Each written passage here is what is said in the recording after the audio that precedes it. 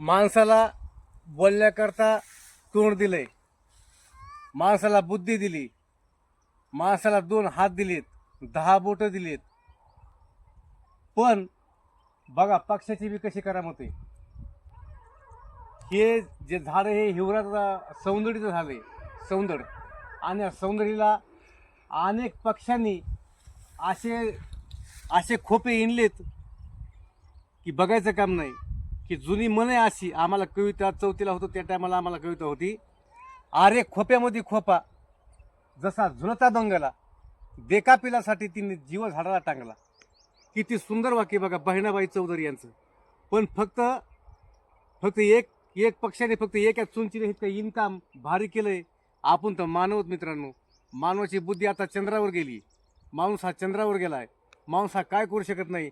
पण माणसापेक्षाही जास्त कारागिरी असेल तर सुगरण ह्या जातीच्या पक्षाला. बघा हे इन्कम, असं इन्कम कुणीही करू शकणार नाही. इतकं सुंदर असं इन्कम ह्या सुगरण ह्या पक्षाने केलेलं आहे मित्रांनो.